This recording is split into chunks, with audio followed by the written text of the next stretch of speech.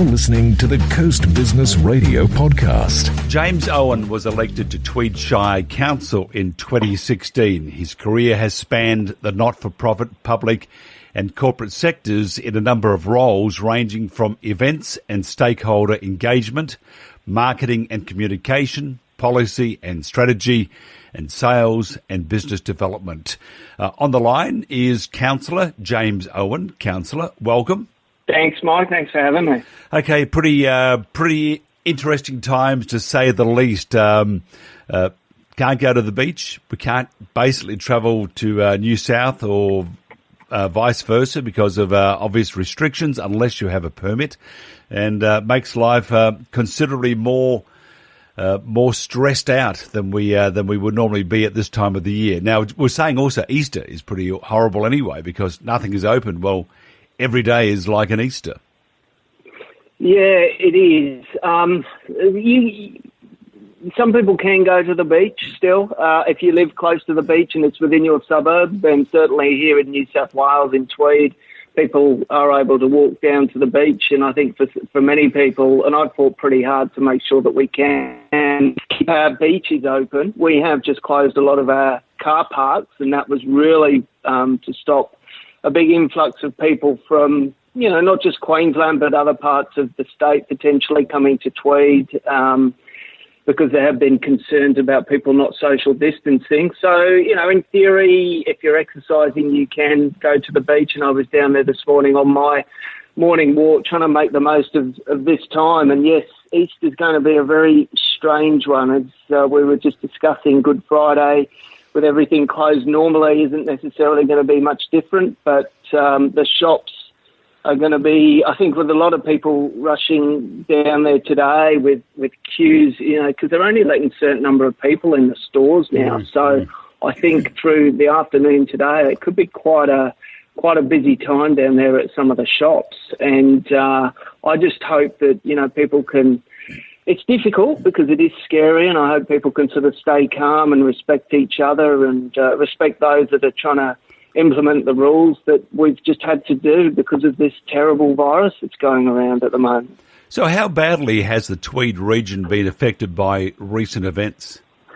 Oh, it's huge. I spoke this morning to one of the general managers of one of our clubs, the Seagulls Leagues Club out there at West Tweed.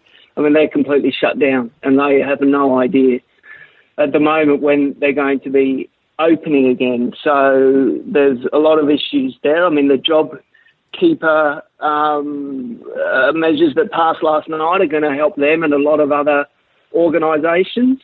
But, that's only really just going to keep the staff and the employees, paid, and that's great. But in terms of, we're concerned that some clubs in Tweed might not come back from this. I spoke to the CEO of Queensland Airports Limited. I mean, the airport at Gold Coast dissects the border. They're down to about 1% of their normal daily traffic. They normally have about 20,000 people through their terminal. They're now at about 200 yesterday. And I think at some point they may well just close the airport altogether. That's obviously a significant hit to their revenue.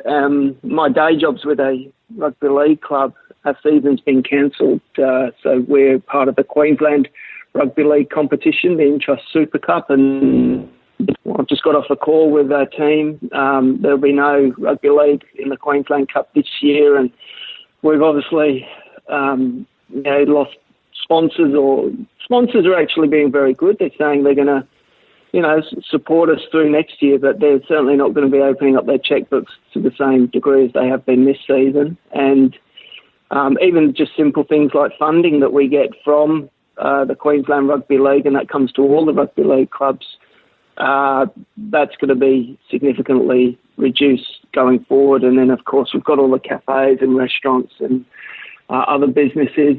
I had a call first thing this morning from the Kingscliff physiotherapy clinic, and because we've closed the car parks, they're just concerned that people aren't going to be able to park because there's going to be a lot of people parking on the street outside their place where they wouldn't normally park. And I suppose, and I did talk to them about it. I said, well, a lot of businesses aren't actually operating at the moment. So they were very understanding and very supportive of what they've done, what we've done, because there have been a lot of concerns within the community about social distancing not being followed and big influx of tourists when people aren't supposed to travel. So, after talking to them, they accepted it. And I think that's a good thing. People are starting to accept it. And I think there's also a lot of innovation going on when you look at what some of the restaurants and cafes and other businesses are doing in terms of evolving their business model, which I think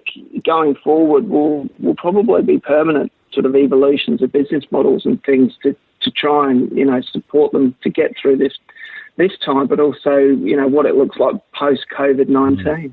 So what are some of the initiatives from the council to assist? So Tweed Shire Council has passed a number of measures.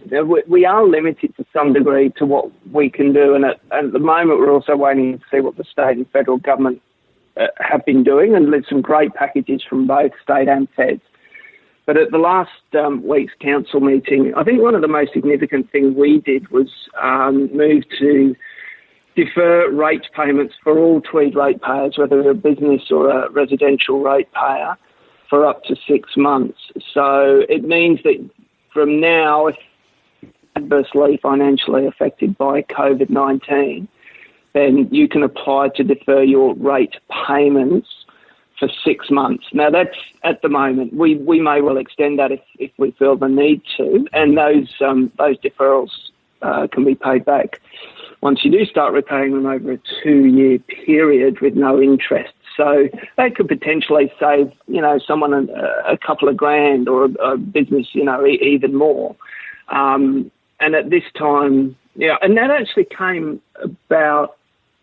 I got a couple of neighbours. They're both aircrew with Virgin, and the father, they've got a young family, mortgage, all the usual things that young families have. And the father approached me because they've both been stood down on unpaid leave, and obviously there's concerns about Virgin going forward. So they're in a real pickle, and very scared, I think. And he was just looking for any way that they might be able to save a few bucks. So, a rate deferral such as this is going to really help a family like that. And we've done other things like waive our outdoor dining fees for 12 months.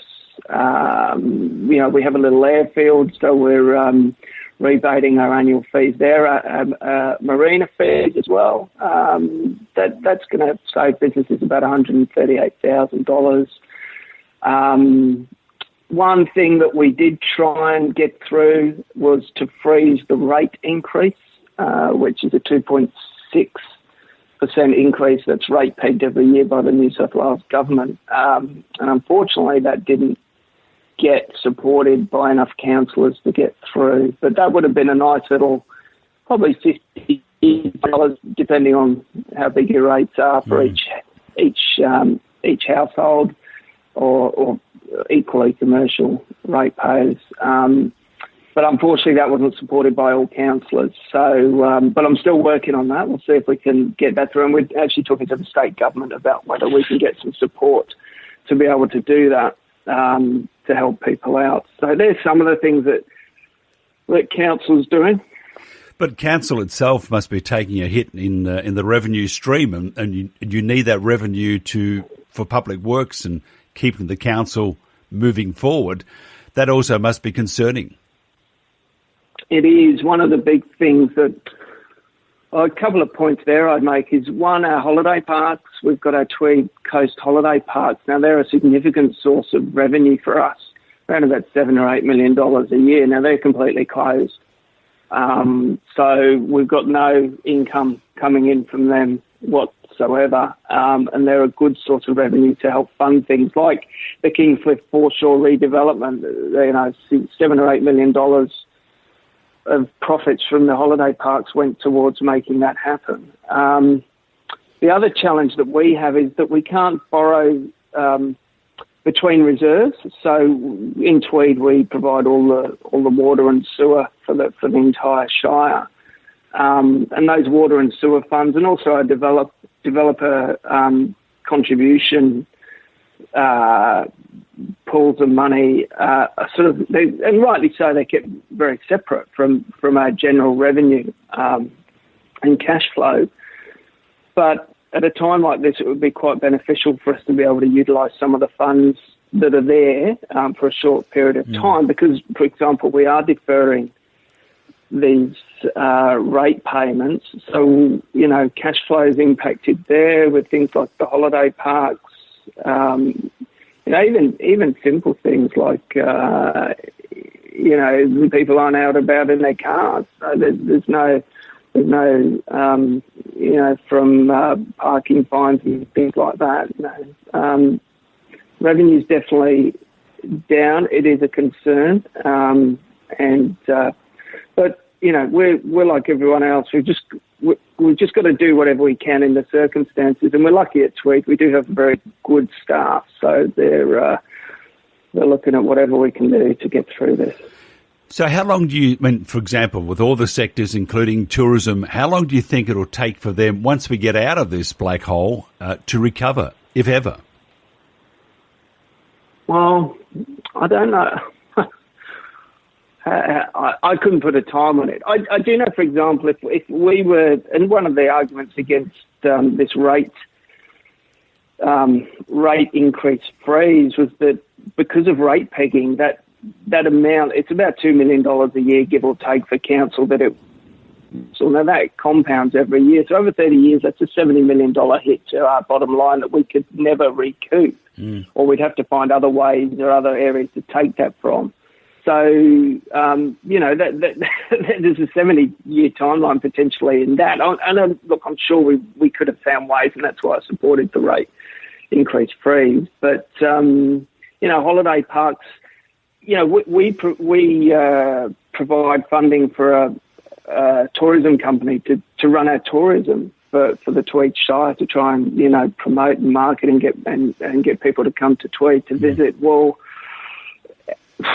what's that going to look like going forward? I mean, tourism has just been annihilated. And speaking to Chris Mills from Gold Coast Airport this morning, you know, internationally, we just don't know when those borders are going to be opened up. Fortunately for Tweed, though, most big chunk of our tourism, the majority of it is domestic. So we look for people from the Gold Coast, Brisbane, particularly Queensland, but also in the winter months, people coming from places like Victoria and Sydney to come. So as soon as we can open up those domestic routes again, and you know, it's weeks or months away, probably months away, but still, as soon as we can do that, there's going to be a big focus and a big push on encouraging people to travel regionally. And, you know, they were already starting to look at that post-bushfires, and even though we weren't really affected here by the bushfires, there was still going to be a big push to try and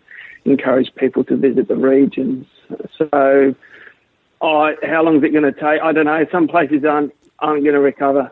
There's going to be, if you like, a natural attrition of businesses that just weren't, you know, maybe were a bit tough anyway. But equally, I think new businesses and business models are going to evolve out of that as well. And I think all those business models, though, require people. So I mean, you might have the best business model in the world, but if we have these restrictions and social distancing, which, let's face it, could be around for a long time until they find that vaccine, and they haven't found a vaccine for SARS or MERS yet, so, and it's in the same family, so who knows? All we could say is maybe we could hop on a boat with our Mount Warning tours, head over to Husk Distillery and sip away the woes of the world. Well, potentially, and they are talking about relaxing, you know, and again, not for weeks or potentially months, but relaxing restrictions on things like cafes and restaurants, potentially on sport as well. I mean, there is talk about the NRL, you know, starting up again. You know, the timelines that they're talking about might be a little bit ambitious, but if something like that takes off, then that's really good for people, and that could be a good test case if you can run that comp and, you know, keep the spread, the community spread down, that's a good little test. And I think that's what they're saying, is they'll gradually start opening up areas and sectors that they feel, safe, if you like, and just start doing it that way. But yeah, equally, there are going to be a lot of areas where they just can't do it. I mean, 6 months for the JobKeeper payments to keep, and I think it makes a lot of sense to keep employees connected to the employer, because as soon as you lose them into the welfare system, or they're severed from the company, then it makes it very, very difficult to recruit and rehire people and retrain people. But Mike, I really, I'm no medical expert, but we can only hope that we can start to see some little glimpses of light at the end of the tunnel, and some little restrictions being eased, so that it gets. We can start generating a bit of income and getting those people moving about a bit more freely. They talk about extending and the AFL season, and also for rugby, and that the AFL may even go, and rugby also go into November. If they push it out a bit longer, we could have a Christmas Day grand final. How weird's that? It would be weird, but at the same time, I think people would just love it. I think people are really, really missing their sport at the moment. And, sport's a great way to really bring the community together and get people excited. I mean, they talk about the state of origin potentially starting an NRL season as and when it kicks off. Would be fantastic, because I think that would really get people, really be a big boost to morale and what have you. And I'm pretty sure, as soon as it's possible, it will happen.